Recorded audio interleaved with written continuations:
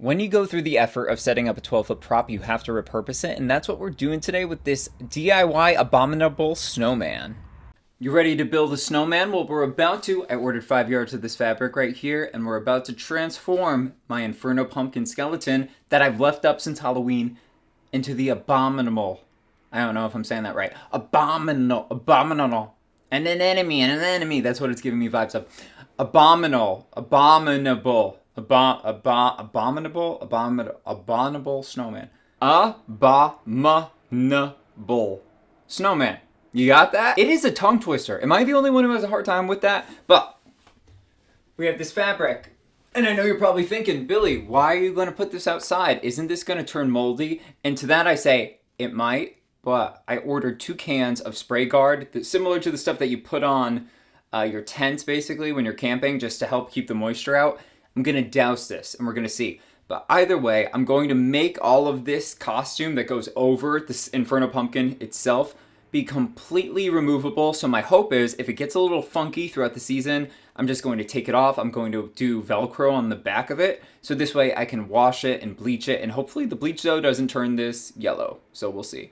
And then I actually have some backup fabric that back in the days when I would go dumpster diving at the corporate craft stores, yes, I would do it. And you might want to be like, oh my God, that sounds disgusting. No, when I tell you my whole house, honestly, like the inside looks like it was decorated by Martha Stewart. Some of the stuff is probably her brand, actually.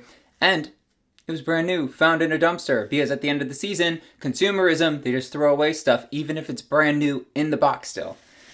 And they also threw away this fabric that was in a bag. And at this point, I've used this for a disco cowboy look. I absolutely love it. But I have some extra. So if I'm running short on the 5 yards of fabric that I ordered here, I have some of this I could use. Although I would really love to just keep this for any other project down the road, because you never know when you need some sparkle fuzz, right? Real quick before we get started, if you're a fan of DIYs, all things holiday, including Christmas, Halloween, the works, please subscribe to my YouTube channel. I love incorporating affordable, classic, and timeless DIYs. So without further ado, let's get to it. That is the funnest transition. I ordered 5 yards of this faux fur fabric from Joann's, and when it came, I took 3 yards of it and I cut 2 individual strips, 1 for each leg, and to attach it to the Inferno Pumpkin itself, I didn't want to use any adhesive, so all I used was a bungee cord that I fed through the fabric, and I actually fed it through the holes in his pelvis. If you look, you can see there's 3 holes. Utilize those. This way you don't have to glue anything. Once the fabric was secured to his pelvis through those holes in the bungee cord, I took the remaining fabric and wrapped it around his legs, and then from behind, I took scissors, put it through both sides of the fabric, and zip tied it together.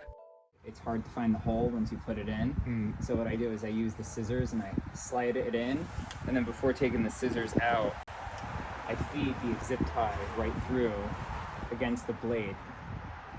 And it makes life so much easier. See how fast it just went through? Yeah. Something so simple that saves a lot of time, so you don't have to look for it. As I was doing this, it started to rain, even though it was not forecasted. But I figured, let me use the weather guard and test it out. And I have to say, after a few sprays, I was really impressed to see how the water was just beating off the fabric. Once the legs and pelvis were covered, I went in with 2.5 yards of fabric the next day, and I wrapped it around his torso. And again, I utilized the structure of the Inferno Pumpkin itself by bungee cording the fabric to his back spine things. I'll show it, insert a photo for you to see. And then I repeated the same process of using zip ties to keep the fabric together. And here you could see where I specifically attached the faux fabric to his upper little spine pieces. I don't know what to call them. I will say I love my method that I used of wrapping fabric around the structure itself using zip ties or bungee cords. This way you don't actually have to damage the real structure. If I had time, I was going to sew Velcro to the back, which would have been even better. Ain't nobody got time for that. Who needs hot glue when you have zip ties? That's right. And then for this part, since actually I can wrap this Oh, that's so much faster. where it's skinnier, so much faster, and I'll just do 1 zip tie at the end. Oh my gosh, yeah. Do a zip tie. And then this kind of, oh my God. Brilliant. What I'm gonna do, are those like athletic shirts that have the finger cut out. Oh, yeah. And then I'm just gonna pull. This will be good. Oh yeah.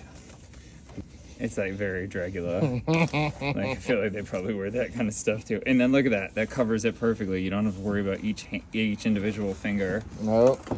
And then just gonna zip tie this to this piece so it's tight and taut.